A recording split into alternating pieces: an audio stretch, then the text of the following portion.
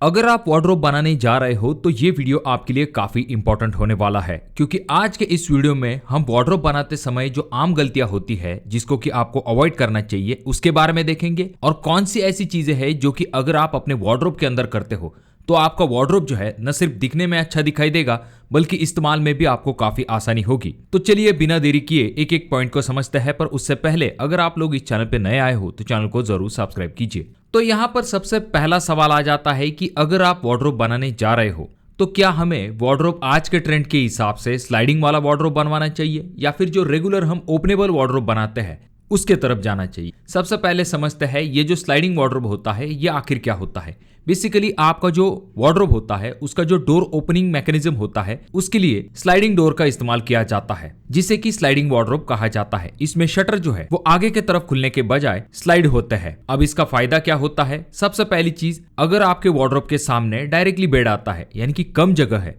तो ऐसे में स्लाइडिंग वार्डरोब जो है वो आपके लिए सबसे बेस्ट हो सकते हैं, क्योंकि आपको वार्डरोब खोलने के लिए काफी कम जगह लगती है। उसके बाद इसका दूसरा फायदा आ जाता है कि ये दिखने में काफी मॉडर्न और सीमलेस लुक देते हैं। इनमें आपको कोई भी गैप नहीं दिखाई देता है और काफी ट्रेंडी लुक ये देते हैं। खास करके जो छोटे कमरे हैं उनके लिए ये एक परफेक्ट ऑप्शन होता है, पर इसके कुछ नुकसान भी होते हैं। जैसे कि सबसे पहली चीज, ट्रैक लगाने की वजह से जो डेप्थ है यानी कि वार्डरोब की जो डेप्थ होती है वो काफी इंपॉर्टेंट होती है, जिसके बारे में हम आगे देखने वाले हैं। तो उसकी जो डेप्थ होती है वो 2 से लेकर 4 इंच तक कम हो जाती है। उसके बाद ये जो स्लाइडिंग वार्डरोब होते हैं इनका कॉस्ट जो है वो ज्यादा होता है, क्योंकि इसमें ज्यादा एक्सेसरीज लगती है और आगे चल के अगर इनमें कोई दिक्कत हो जाती है तो मेंटेनेंस के लिए भी आपको थोड़ा सा ज्यादा पैसा खर्च करना पड़ता है। अब दूसरा टाइप आ जाता है जो कि है ओपनेबल वार्डरोब, यानी कि जिसे हम पल्ले वाली वार्डरोब कहते हैं। अब ये जो ओपनेबल वार्डरोब है इसे आमतौर पर बहुत सारी जगह पर इस्तेमाल किया जाता है। इसमें जो शटर्स है वो आगे की तरफ खुलते हैं, जैसा कि आप इस अगले वीडियो में देख सकते हो। इसका सबसे पहला फायदा तो यह आ जाता है कि आपको पूरी वार्डरोब की डेप्थ जो है वो मिल जाती है, क्योंकि शटर जो है वो बाहर की तरफ खुलते हैं, यानी कि वार्डरोब में आपको फुल डेप्थ जो है वो मिल पाती है।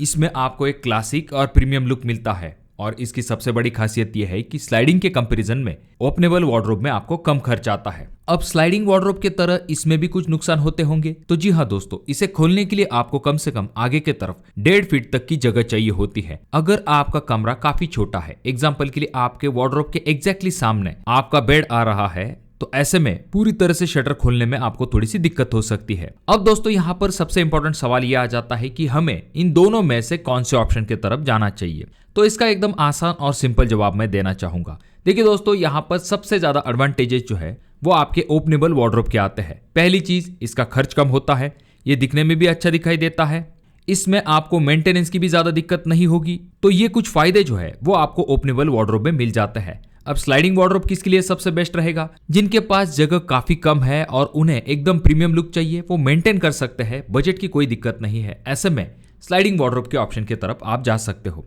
अब दोस्तों आता है अगला इंपॉर्टेंट सवाल कि ये जो वार्डरोब है इसकी डेप्थ और हाइट आखिर आपको कितनी लेनी चाहिए। सबसे पहली चीज, अगर हम डेप्थ के बारे में बात करते हैं, यहां पर आपको गलती बिल्कुल भी नहीं करनी है। डेप्थ यानी कि वार्डरोब की जो गहराई है वो कम से कम आपको 24 इंच यानी कि 2 फीट तक रखनी चाहिए। अगर आप डेप्थ कम कर लेते हो तो कपड़ों को रखने में या फिर सामान को रखने में आपको दिक्कतें हो सकती है, तो इसलिए 2 फीट अगर आपकी वार्डरोब की डेप्थ है तो ये आपके लिए काफी इंपॉर्टेंट है। अब डेप्थ के बारे में जैसे कि हमने पहले देखा था कि स्लाइडिंग वार्डरोब में आपकी डेप्थ जो है वो कम हो जाती है, तो इसको आपको ध्यान में रखते हुए वार्डरोब का साइज जो है वो सिलेक्ट करना चाहिए। अब बात करते हैं कि ये जो वार्डरोब है आखिर इसकी हाइट हमें कितनी लेनी चाहिए। जनरली ऐसा देखा जाता है कि 7 फीट हाइट जो है वार्डरोब की रखी जाती है और उसके ऊपर का पोर्शन जो है वो कुछ जगह पर खाली छोड़ दिया जाता है। तो देखिए दोस्तों, आपको क्या करना चाहिए, फुल लेंथ वाले जो वार्डरोब है उसका इस्तेमाल करना चाहिए। जब भी आप वार्डरोब को सिर्फ 7 फीट हाइट तक बनाते हो तो इससे आपका थोड़ा खर्च कम होता है, पर कुछ दिक्कतें होती है। पहली चीज, इसकी वजह से लुक इतना अच्छा दिखाई नहीं देता है। उसके बाद में ऊपर का ये जो पोर्शन होता है वहां पर हम बेवजह की चीजें जो है वहां पर रखते जाते हैं, जिस वजह से ये इतना अच्छा दिखाई नहीं देता है। उसके बाद वो जो ऊपर का 2-3 फीट का एरिया बच जाता है वार्डरोब के ऊपर, उसके ऊपर धूल जाकर जमा होती है, तो क्लीनिंग की भी दिक्कत होती है। तो इसके लिए आप क्या कर सकते हो, पूरे हाइट तक यानी कि फ्लोर से लेके स्लैब लेवल तक आपको वार्डरोब का कंस्ट्रक्शन करना चाहिए। नीचे का जो 7 फीट का हिस्सा होगा वो आपका मेन वार्डरोब होगा, जहां पर आपके कपड़े, हैंगर, शेल्फ ऐसी चीजें होंगी, और ऊपर का जो ओवरहेड यूनिट होगा या फिर लॉफ्ट जिसे हम कह सकते हैं, जो कि 7 फीट से लेके सीलिंग तक जाएगा, वहां पर आप जो ज़्यादा इस्तेमाल न होने वाली चीज़ है, जैसे कि कोई सूटकेस है या फिर बाकी चीज़ों को वहाँ पर रख सकते हो, जिन्हें कि आपको बार बार निकालने की दिक्कत नहीं होगी। इससे आपका वार्डरोब जो है वो लग्जरियस दिखाई देगा और आपकी जो ऊपर की स्टोरेज है वो भी प्रैक्टिकली यूज हो पाएगी। अब बात करते हैं डोर स्ट्रेटनर के बारे में। ये वो चीज़ है जिसे कि अक्सर ही लोग इग्नोर कर देते हैं। जब 7-8 फीट लंबे दरवाजे आप लगाते हो तो समय के साथ वो बेंड होने लगते हैं और ठीक से बंद नहीं होते हैं। तो इसके लिए सोल्यूशन क्या है? तो इसके लिए आप डोर स्ट्रेटनर जो है उन्हें लगा सकते हो। हाँ, ये थोड़ा सा कॉस्टलियर होता है, लेकिन इससे आपकी वार्डरोब की जो लाइफ है वो 2 गुना हो जाती है। एक बार बनाने के बाद बार बार आपको खर्च नहीं करना पड़ता है। तो अब आप भी कमेंट करके ये जरूर बताइए कि कितने लोगों के वार्डरोब के जो डोर है वो बेंड हो चुके हैं। उसके लिए अगर आप सॉल्यूशन चाहते हो तो कमेंट जरूर कीजिए। अब बात करते हैं अगले इंपॉर्टेंट पॉइंट के बारे में कि आपको वार्डरोब जो है उसे अगर बनवाना है और आपको खर्च कम करना है तो इसके लिए कौन सी चीजें आप कर सकते हो। देखिए दोस्तों, जो वार्डरोब का कॉस्ट होता है वो जनरली उसका जो स्ट्रक्चर होता है, उसका जो मटेरियल होता है, ऐसी चीजों के ऊपर डिपेंड होता है और साथ में उसका साइज कितना है, इस चीज के ऊपर भी काफी ज्यादा वार्डरोब का कॉस्ट डिपेंड होता है। पर यहाँ पर कुछ सिंपल चीजें मैं आपको बता देता हूँ जो कि आपको वार्डरोब का कॉस्ट कम करने में काफी ज्यादा मददगार साबित होगी। जैसे कि सबसे पहली चीज, अगर पानी के साथ आपके वार्डरोब का कांटेक्ट नहीं आने वाला है तो आप एमआर प्लाई की तरफ भी जा सकते हो। ये जो प्लाई होते हैं ये BWP या फिर BWR प्लाई के कंपैरिजन में थोड़े से कम दाम में आपको मिल जाते हैं, तो यहाँ पर आपका कॉस्ट सेव हो जाता है। उसके बाद आप क्या कर सकते हो, जो रेगुलर लैमिनेट आते हैं उनका इस्तेमाल कर सकते हो। आपका जो वार्डरोब का स्ट्रक्चर होता है वो भी काफी इंपॉर्टेंट है। अगर आप ज्यादा ड्रॉवर्स का इस्तेमाल करते हो तो उसके लिए आपको हार्डवेयर ज्यादा लगता है, आपका जो लेबर कॉस्ट है वो भी थोड़ा सा आपको ज्यादा देना पड़ता है, तो यहाँ पर आपका कॉस्ट बढ़ जाता है। इसके बजाय आप क्या कर सकते हो, जो प्लेन शेल्फ्स होते हैं उनका इस्तेमाल कर सकते हो, क्योंकि उसके लिए आपको ज्यादा खर्च नहीं आता है और वहां पर भी आप सामान रख सकते हो। हालांकि ऐसा भी नहीं कि पूरा वार्डरोब जो है आप शेल्फ से भर दोगे। कुछ जगह पर आप हैंगर्स का इस्तेमाल करते हो, कुछ जगह पर शेल्फ और कुछ जगह पर आपके ड्रॉवर्स आते हैं, तो इस तरह से आप कॉम्बिनेशन कर सकते हो। उसके बाद जैसे कि हमने स्टार्ट के पॉइंट में देखा था कि ओपनेबल या फिर स्लाइडर वार्डरोब की तरफ अगर आप जाते हो तो किस में ज्यादा खर्च आएगा, तो जो स्लाइडिंग मैकेनिज्म होता है उस तरह के जो वार्डरोब होते हैं वो थोड़े से कॉस्टली होते हैं, तो इसीलिए आप जो है ओपनेबल वार्डरोब की तरफ जा सकते हो। इसमें आपको खर्च भी कम आएगा और मेंटेनेंस भी कम रहेगा। अब अगला सवाल ये आ जाता है जो कि है मॉड्यूलर वर्सेस कारपेंटर, कौन सा ऑप्शन आपके लिए सही रहेगा। जब भी बात आती है मॉड्यूलर वार्डरोब की, यानी कि हम फैक्ट्री मेड वार्डरोब जिसे कहते हैं, तो उसके कुछ फायदे होते हैं, जैसे कि ये मशीन मेड होने के कारण इसमें आपको काफी क्लीन और प्रिसाइज फिनिशिंग मिलती है। 1-2 दिन के अंदर ही ये इंस्टॉल हो जाता है, यानी कि आपके घर के अंदर साफ सफाई की या फिर बाकी चीजों की दिक्कत नहीं होगी। प्रीमियम लुक भी आपको इससे मिल जाता है, पर इसके कुछ नुकसान होते हैं। इसका कॉस्ट जो है वो थोड़ा सा ज्यादा होता है अगर आप अच्छे मटेरियल का इस्तेमाल करते हो। उसके बाद में कस्टमाइजेशन जो है वो काफी इंपॉर्टेंट पॉइंट आ जाता है, तो वो लिमिटेड होता है। शायद कुछ ऐसी जगह होती है जहां पर ये सही से फिट नहीं हो पाते हैं। और यहाँ पर यह भी ध्यान में रखिए कि वार्डरोब में अगर आप बहुत ही कम बजट के तरफ जाना चाहते हो तो बहुत सारे लोग पार्टिकल बोर्ड के जो वार्डरोब आते हैं उन्हें रेडीमेड लगवाना पसंद करते हैं। हालांकि इनकी कॉस्ट कम होती है पर इनकी लाइफ भी थोड़ी सी कम होती है और पानी की वजह से ये खराब हो सकता है। अब बात करते हैं दूसरे टाइप के वार्डरोब के बारे में, जो कि है कारपेंटर मेड वार्डरोब, जिन्हें की कस्टम साइट के ऊपर बनाया जाता है। पहला फायदा तो ये आ जाता है कि ये आपके जगह के हिसाब से कस्टमाइजेबल बनाए जाते हैं। ये बजट फ्रेंडली भी होते हैं और अगर जगह टेढ़ी मेढ़ी है तो आपके कारपेंटर जो है वहां पर इसे उस तरह से एडजस्ट करके फिट कर देते हैं, जिस वजह से इसका लुक भी काफी अच्छा दिखाई देता है।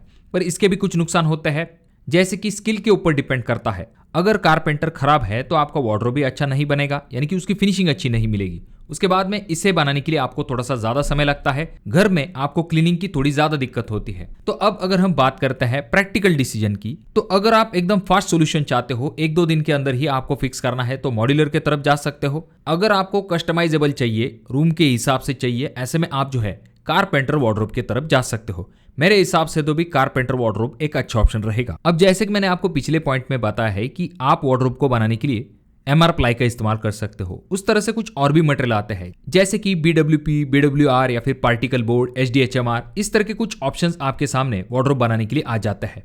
तो यहाँ पर सबसे पहले अगर हम MR ग्रेड के प्लाईवुड के बारे में बात करते हैं तो ये मॉइस्चर रेजिस्टेंट होता है।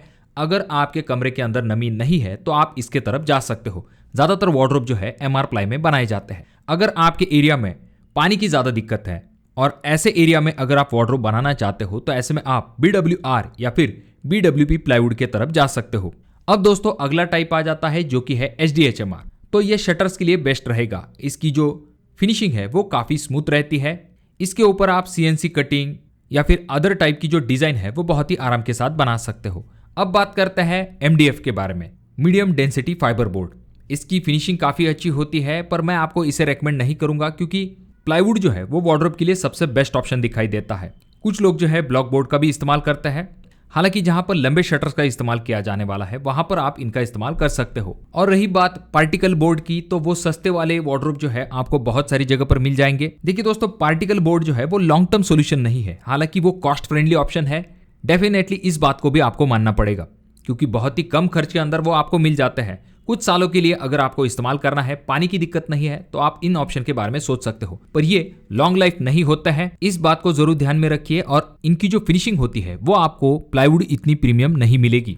अब बात करते हैं फिनिशिंग के बारे में, जिसके ऊपर आपके वार्डरोब का लुक जो है वो काफी ज्यादा डिपेंड होता है। अगर आप इसे प्रीमियम लगाते हो तो डेफिनेटली लुक काफी शानदार दिखाई देता है। तो यहाँ पर आपके सामने सबसे पहला ऑप्शन आ जाता है जो कि है लैमिनेट।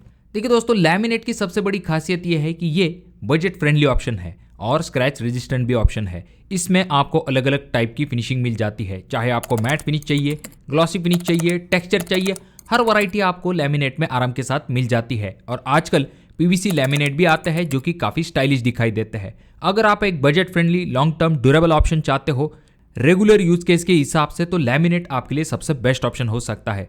अब दोस्तों, अगर हम बात करते हैं नेक्स्ट ऑप्शन के बारे में, तो एक्रिलिक शीट जो है उनका भी इस्तेमाल किया जाता है। लाइट पड़ने पे ये काफी चमक उठते हैं। इनमें आपको एक मॉडर्न और हाई एंड लुक मिल जाता है, पर इनका कॉस्ट जो है वो थोड़ा सा ज्यादा होता है। इनमें आपको फिनिशिंग जो है वो ग्लॉसी या फिर मिरर लाइक फिनिशिंग जो है वो मिल जाती है।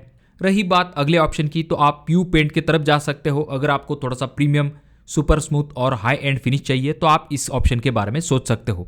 अब देखिए दोस्तों, अगर आप चाहते हो एकदम हाई एंड लग्जरियस लुक, तो आप जो है आज के ट्रेंड के हिसाब से glass shutter with aluminium profile के ऑप्शन की तरफ जा सकते हो। इससे आपके लिविंग रूम को जो लुक है वो एकदम होटल जैसा लुक मिल जाता है। जब वार्डरोब के अंदर की तरफ से लाइट लगाई जाती है तो ये काफी प्रीमियम दिखाई देता है। अब यहाँ पर अलग अलग टाइप के ग्लासेस का इस्तेमाल किया जाता है, जिस वजह से अंदर की चीजें प्रॉपर नहीं दिखाई देती है, पर लुक आपको काफी अच्छा मिलता है। पर इसका जो कॉस्ट है वो काफी ज्यादा होता है। तो देखिए दोस्तों, अगर आप रेगुलर यूज केस चाहते हो तो डेफिनेटली आप जो है लैमिनेट की तरफ जा सकते हो, और बाकी ऑप्शन जो है आपकी लग्जरी के ऊपर, आपके प्रीमियम लुक के ऊपर डिपेंड होंगे। अब दोस्तों, आपका जो वार्डरोब है, ऐसा नहीं कि उसमें सिर्फ शेल्फ को या फिर वार्डरोब ड्रॉवर्स को बनाया जाता है, बाकी भी कुछ चीजें होती है। जैसे कि अगर आप चाहो तो पुल आउट ट्राउजर रैक जो है उन्हें बना सकते हो। आपके जो टाई या फिर बेल्ट ऑर्गेनाइजर है आप उनका इस्तेमाल कर सकते हो। आपके जो ड्रॉवर्स होते हैं उनमें आप पार्टीशन का इस्तेमाल कर सकते हो। जैसे कि आपके जो सॉक्स होते हैं, इनर वेयर होते हैं, उनके लिए ये परफेक्ट होता है। कुछ जगह पर ज्वेलरी ऑर्गेनाइजर जो है उनका इस्तेमाल किया जाता है, खास करके लेडीज सेक्शन में ये मस्ट हैव होता है। ये काफी छोटी पर यूजफुल चीज होती है। अगर आप चाहो तो पुल आउट मिरर का इस्तेमाल कर सकते हो, और आपका जो वार्डरोब होगा उसके अंदर आप जो है LED सेंसर लाइट्स का इस्तेमाल कर सकते हो। वार्डरोब खुलते ही ऑटोमेटिकली ऑन हो जाएंगे। इसकी वजह से प्रीमियम फील तो मिलेगा, पर ये काफी प्रैक्टिकल भी होते हैं। साथ में अगर आप चाहो तो डबल हैंगिंग रॉड का इस्तेमाल कर सकते हो, जिसका फायदा ये होगा कि ऊपर के तरफ आपके शर्ट्स होंगे और नीचे के हैंगिंग रॉड में आपके पैंट्स होंगे। एक ही वर्टिकल स्पेस में आपकी ये दोनों चीजें आ जाएंगी। इससे आपकी जगह की बचत होगी और कपड़े जो है वो ऑर्गेनाइज रहेंगे। उसके बाद अगर आप चाहो तो पुल आउट ट्राउजर रैक जो है उनका इस्तेमाल कर सकते हो। आपके जो प्रेस्ड ट्राउजर है उन्हें आप प्रॉपरली स्टोर करके रख सकते हो, जहां पर आप चाहो तो अपने जीन्स, ट्राउजर और साड़ी जो है एकदम नीट एंड क्लीन रख सकते हो। तो दोस्तों, अब अगर आपके कोई सवाल है तो कमेंट जरूर कीजिए। वीडियो अच्छा लगा हो तो जरूर इसे लाइक कर दीजिए।